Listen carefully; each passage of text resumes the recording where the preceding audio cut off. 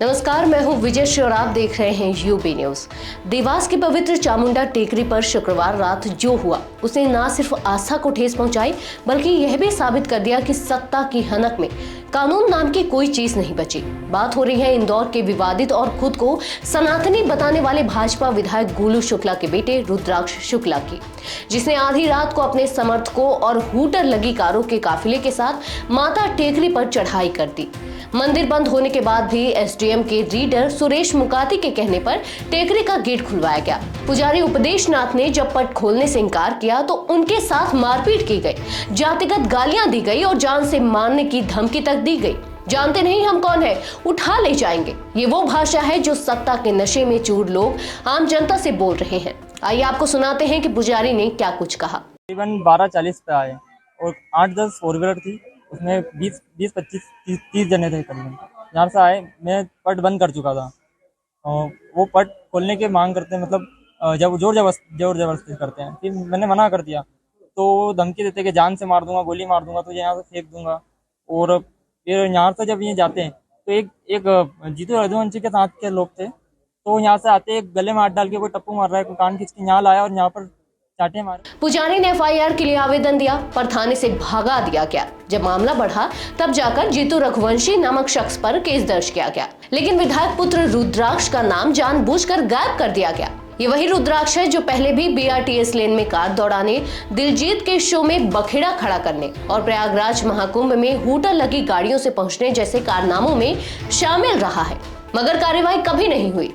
अब सवाल उठता है कि आखिर क्यों? क्योंकि बाप विधायक है और बेटा गुंडा।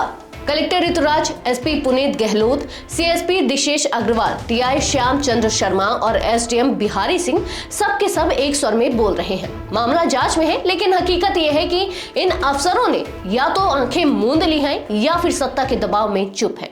सीसीटीवी फुटेज में रुद्राक्ष साफ दिख रहा है, लेकिन पुलिस सिर्फ जीतू पर कार्रवाई कर खाना पूर्ति कर रही है।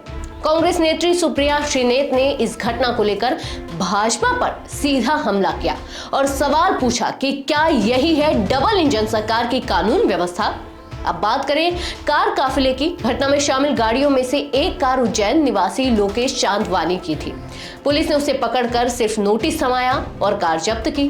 लोकेश भी रुद्राक्ष के साथ वीडियो में दिख रहा है, लेकिन जैसा हमेशा होता है, यहाँ भी कार्रवाई नाम की चीज केवल दिखावे तक सीमित रही। मंदिर प्रबंधक हेमराज जोगचंद्र ने साफ कहा कि एसडीएम के रीडर के कहने पर ही गेट खुलवाया गया। पट पुजारी संघ के अध्यक्ष अशोक नाथ बोले, शयन आरती के बाद पट कभी नहीं खुलते, ये परंपरा के खिलाफ है। अब जनता पूछ रही है, क्या विधायक पुत्र के लिए नियम बदल दिए गए? क्या आम आदमी की आस्था से खिलवाड़ की छूट नेताओं के बच्चों को है? ये घटना सिर्फ एक मंदिर की मर्यादा भंग करने की नहीं है, बल्कि लोकतंत्र की रीढ़ मानी जाने वाली प्रशासनिक व्यवस्था के गिरते स्तर की भी गवाही है। अगर अब भी कार्रवाई नहीं हुई तो ये साफ संकेत है कि मध्य प्रदेश में सत्ता के करीबियों के लिए कानून बेमानी हो चुका है और गुंडा राज ही नई शासन व्यवस्था बन गई है। यह सिर्फ रुद्राक्ष की नहीं, पूरे सिस्टम की पोल खोलने वाली कहानी है। आज के लिए बस इतना ही। यूबी न्यूज आपके लिए लाता रहेगा देश विदेश से जुड़ी ऐसी ही तमाम खबरें। तब तक के लिए धन्यवाद।